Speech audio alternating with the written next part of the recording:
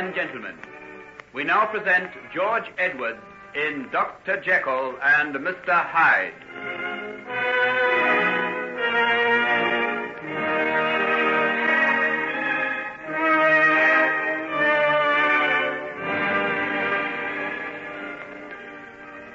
But, Daddy, you shouldn't have done it without consulting Henry or me. My dear, there was so little time. The wedding invitations were in the hands of the printer. I only just cancelled them in time. But how did you know that we wouldn't want to go on with the wedding? But surely... Oh, I know what you're going to say. Respect to Mr. Jekyll. What will people say, and all the rest of it. We could have been married very quietly without any fuss, and no one would have thought any the worse of us. Well, my dear, you can still do that if you want to. But you're hoping we won't. Oh, Daddy, I wish you didn't feel the way you do about my marrying Henry. It makes me frightened somehow. In what way, dear? I know you're the best and dearest person in the world, and you'd do anything for my happiness. The fact that you're so opposed to Henry makes me wonder sometimes. Wonder what? If there may not be something against him after all. Margaret, dear, I feel that I'm playing false with the son of my dear old friend, Edward Jekyll, when I say these things against him. But a good father doesn't necessarily mean a good son. And there's something about Henry that has always filled me with uneasiness. Yes, but what? You never have anything definite. It's only a kind of instinct. I think it dates from a time when you were both children. Do you remember the time? One Christmas day, when you and he had a quarrel. It was over a doll, I think. You wanted to play with it, and he wanted you to go riding on his new sledge with him. Yes, I remember. I slipped or something and fell down some steps. That's a charitable way of putting it. In reality, he pushed you down. His father and I happened to be watching through a window, and we saw the whole thing. I also saw his face when he did it. What do you mean? The blow on your head has made you forget it, but I haven't. I remember all too well. But what? What do you remember? The look on his face. It wasn't the expression of a child. It was that of a fiend. Of what? Daddy, you can't be serious. Indeed, I am. And that night his father and I had a long talk about it. He told me then of certain misgivings he had about the boy. From that time on, I've dreaded to see the growing attachment that has developed between you. Because you saw him lose his temper. You know me better than to think I'd pay any attention to so small a thing as that. Well, what else then? There was a story about something that happened while he was still at college. One of his friends, a boy named David Markham, got into some sort of disgrace. No one knows really what happened, but while Henry was in the room with him, it was a room high up in a tower, young Markham either threw himself or fell out of the window and was killed. Daddy, you're not suggesting that Henry had anything to do with that? There was another boy there, son of a client of mine, who said that Henry had been particularly intimate with Markham and had actually been involved in the same escapade that got him expelled. There was no proof of it, and Henry, of course, went scot-free. What was the escapade? According to my client, something to do with two village girls. No, I'll not believe it. It isn't possible. My dear, I'd do anything to spare you this, but you've asked me why I oppose your marriage to Henry. These are my reasons. Well, suppose it is true. That was years ago. Henry might have been tempted. Who are we to judge him? But what about the rest of his life? Doesn't that make up for it? All the wonderful things he's done for sick people, his clinic, his work at the laboratory. You saw that article about him in the Science magazine. He's not yet 30, and he's made some discoveries that'll transform modern medicine. For all I know, Margaret, dear, Henry may be a genius.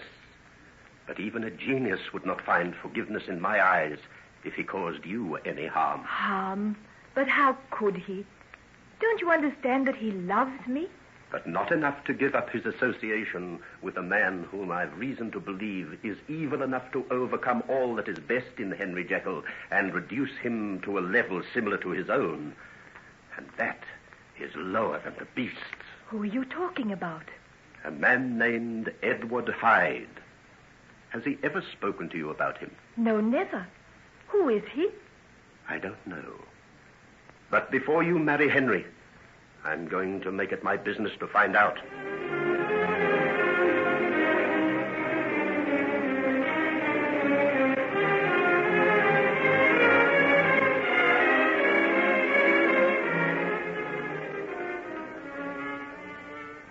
Henry.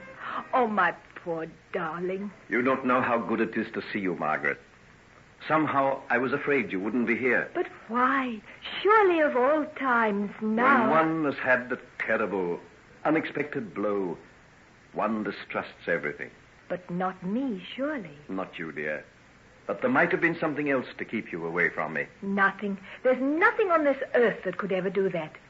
As long as I feel you want me. I'll want you always, no matter what happens or where I am. Will you remember that, sweet? Keep on telling me. You don't know how I love to hear it. Is it true what Hugh Lanyon told me about your father putting off our wedding? He thought he was doing what you would wish, Henry. Not he. He was doing what he wished. Father's death gave him an utterly unhoped-for excuse. Henry, dear, you mustn't feel that way about him. He's given his consent. He told me that there's nothing to prevent us getting married quietly, even now, if we want to. And do you want to? Yes, if you want it that way. Never mind about me. How do you feel? Will you marry me now, right away?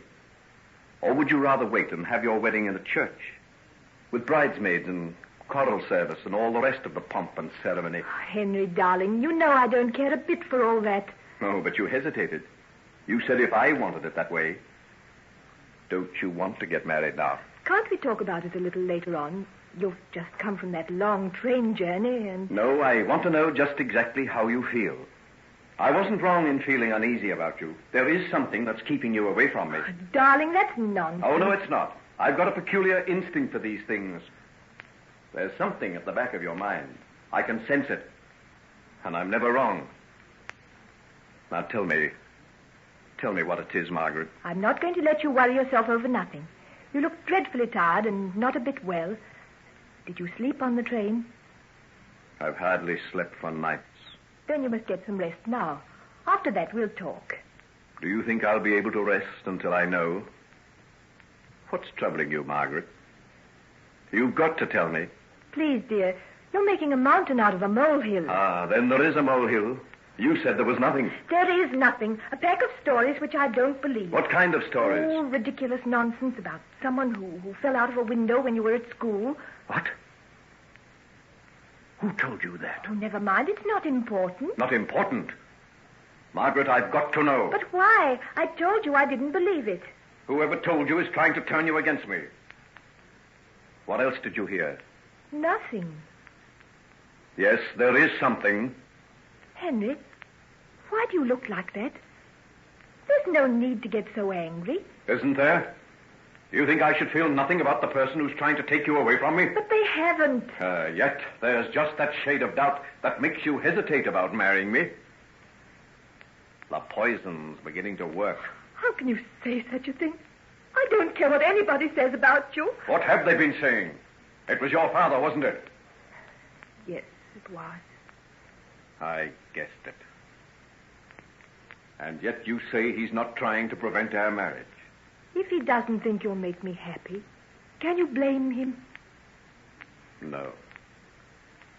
No, I can't blame him. But I can hate him. Oh, don't talk that way. You're the two people I love best in all the world. Don't you know how unhappy it makes me feel when I know that you're hostile to each other? Poor little sweet. Unhappiness already. And not even married to me. He doesn't ask very much of you, Henry. What does he ask? Just that you should give up your friendship with this man, Hyde. Hyde? He told you of Hyde? Yes, he did. What did he say? He said he was lower than the beasts, and evil enough to overcome all that is best in you and make you like himself. Did he tell you anything else about him? No, nothing. Who is he, Henry? He's a man I've used to help me in some of my scientific experiments. There. I knew there was some perfectly good explanation. Will you be needing him much longer? That depends. On what? On you, Margaret. I don't understand. The day you marry me, my need of Hyde will cease. Oh, what a strange thing to say. What have I got to do with Hyde? Nothing. You're as far apart as the moon from the earth. And yet his fate lies in your hands. You have the power to exorcise him, to set his evil soul at rest forever. Or send it out into the world to ravage and despoil like a creature out of hell itself. Henry, you frighten me. You look so strange. And you're thinking once again that perhaps your father was right. How do I know unless I've seen this man? You have seen him. When? The night my mother died. Don't you remember? You mean that awful little man I saw out near your laboratory? Yes, that's the one. But Henry, he's horrible, dreadful. How could you bear to have him near you? Oh, you'll have to send him away. He is evil. Think what happened just by having him there that night. Yes, because of him my mother died. Oh, don't say that. But it's the truth. Don't think the knowledge hasn't haunted me ever since. And now my father. Perhaps if it wasn't for Hyde, they'd both be alive today. Then send him away. Get rid of him before he does us any more harm. Oh, promise me you will. Then you'll marry me. The day you come and tell me that you've sent Hyde away forever, I'll marry you. Then we'll go back to London tomorrow. Have you had enough of Paris? More than enough. I, too. I want to get back to work, to the clinic, to the hospitals. It's only in work, good, hard, ceaseless work, that we can lose ourselves. And lose the Edward Hydes. And lose the Edward Hydes. You don't know how right you are, Margaret. The Edward Hydes in ourselves.